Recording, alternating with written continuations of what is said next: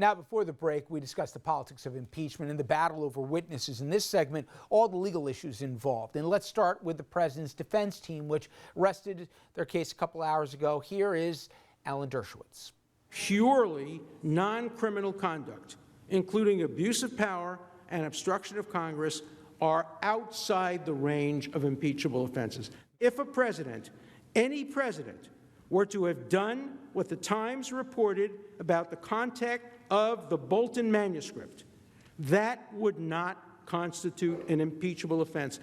That is clear from the history. That is clear from the language of the Constitution. You cannot turn conduct that is not impeachable into impeachable conduct simply by using words like quid pro quo and personal benefit. So again, Dershowitz basically saying, even if the president did everything Bolton's alleging, he can still do it. Now, here's another member of Trump's defense team, Jay Sekulow, his personal attorney, talking about the aforementioned Mr. Bolton. Responding to an unpublished manuscript that maybe some reporters have an idea of maybe what it says. That's what the evidence, if you want to call that evidence, I don't know what you'd call that. I'd call it inadmissible. Inadmissible. At the top of the show, we discussed the political battle over witnesses, and now the Wall Street Journal reporting that the White House is gearing up for the fight. Quote, the Trump defense team began to prepare for the possibility of the Senate voting in favor of calling more witnesses, people familiar with the talk said. Among other matters, the legal team discussing how it would work to go to court to fight a subpoena for Mr. Bolton's testimony. Let's bring in our guest, former federal prosecutor Joe Moreno. He served in the Justice Department's National Security Division. And Joe, we mentioned that at least the votes seem to be trending in the way of witnesses, but I want to first close the book on what we've heard here from the defense team of the president. Okay, you're the pro here, but from my end, Ken Starr telling me and warning me about the dangers of impeachment, becoming a slippery slope. Alan Dershowitz, basically contradicting everything he said in the Clinton impeachment probe, and also contradicting what he said about this very president in 2016, even after he became president. I don't know. I can't think of three people on the planet, Joe, that I would have thought should make these arguments other than those two guys. I mean, I didn't understand the defense that they were laying out, but particularly the messengers of it. Hey, Richard, it was definitely a mixed performance. I think the Republican, or I should say the Trump defense team, started off strong in their short 2-hour session back on Saturday. The last couple of days, though, I agree, Ken Starr was a very strange choice to be the messenger that impeachment is becoming all too common, when in fact most people looking back at the impeachment he was involved in 20 years ago feel it never should have happened. I think it was a strange start. Professor Dershowitz, I thought he was effective.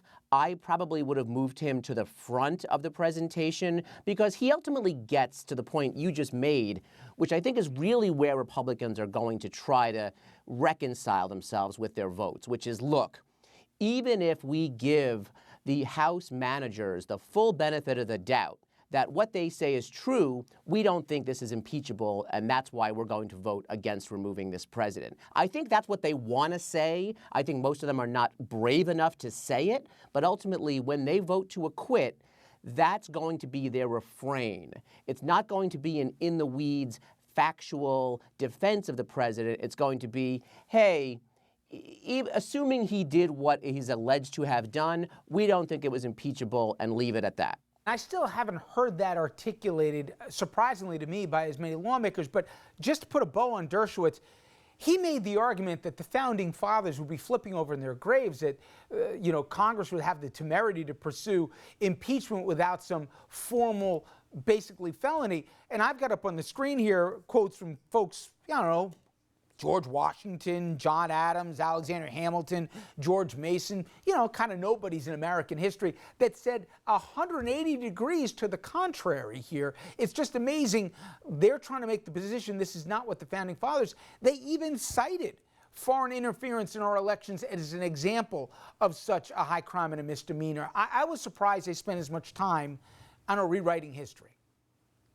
Well, I mean, Professor Dershowitz, when I say he was effective, I mean, he had references, he had books, he had a theory, but it's a theory. I mean, I happen to not agree with him, and I think most guests you ask who are being honest would also not agree with him. It seems a far too narrow reading of the Constitution and the purpose of impeachment to say you can only impeach a president if his or her conduct falls within the confines of an enumerated federal crime. There's a number of reasons why that really doesn't work. One, because there were very few federal crimes at the time of the Constitution. Another is, as we've talked about on prior episodes of your show, there are plenty of instances where you can think of the unique actions of a president that would abuse his office, that would violate the public trust, such as misuse of the intelligence community to spy on Americans, or misuse of the IRS to harass taxpayers, neither of which would be a federal crime, but certainly, I think almost everyone would agree, that's abuse of office or abuse of power that cannot be tolerated. So while Professor Dershowitz, he made a compelling argument, I think most people would not agree with him, and I count myself among them.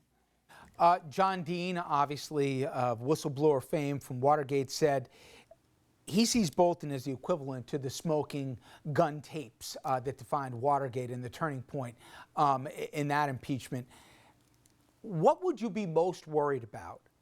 Bolton as a witness, if you're the president right now? Would it be what he would testify to, or potentially what he could have to corroborate it? I think it's what he would, well, it's both, right? I mean, it's his firsthand knowledge of anything the president said to him. That would be the best evidence. The next best evidence would be hearsay. So Ambassador Bolton saying that someone else told me what the president told them, and that would, of course, then possibly lead to other people being called as witnesses. Third being emails, messages, internal memoranda, anything that documents the president's thinking in terms of this situation with Ukraine, of course, in a negative light. So it certainly opens the door to all kinds of problems for the White House. And look, whether he's a smoking gun, it definitely seems like he is the most relevant individual. It also seems like he's eager to share what he has. He said that months ago when this was before the House, and he effectively said it in his actions, or whomever's actions, led to the leak of this manuscript reference a few days ago. So it definitely seems like Ambassador Bolton is kind of screaming from the sidelines, look, I have relevant information. Please call me and I'll share what I know. I got only about a minute, Joe. There has been arguments that some of the tweets the president has said compromise, well, one could be even witness intimidation, another one could even compromise this idea that he has executive privilege for this. At the end of the day, there's the political aspect to it, but could John Roberts play a much bigger role than he has to this point if they try to basically neuter the witness testimony, that we the people don't get to have it? They put it in some public some private skiff or whatever else. Will Roberts be a potted plant, as a former prosecutor said to me yesterday, or do you think that he'll say, admissible or not, we don't have to go through all the courts here. At the end of the day, I am the Chief Justice of the Supreme Court? Rich, I would guess that I don't think the Chief Justice will be a potted plant. I think there are instances in perhaps specific questions of admissibility or privilege that he could be called on to be basically a referee. I don't think he will make big decisions in terms of, I've seen some people hypothesize that he could basically trump the senators and call witnesses himself. I don't think he would do that. It doesn't seem like it's in his nature to take such an aggressive posture, an aggressive reading of the Senate rules. So I think his influence could be on individual specific issues that he could weigh in on, and that could help or hurt either side. I also think he has a bit of a moral high ground here, though.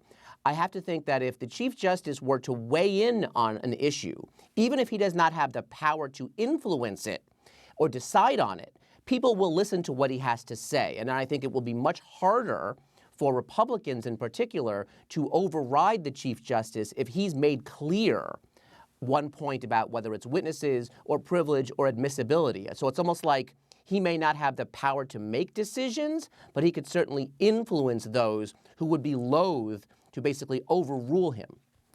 Interesting stuff. John Moreno, as always, my friend, thank you for the time. I appreciate it. Thanks, Richard. Always a pleasure. All right, everyone. When we come back, Andrew and I will take a look at what's going on behind the scenes on Capitol Hill. Andrew talks to ABC News political director Rick Klein on impeachment and also the latest controversy involving the administration and the media.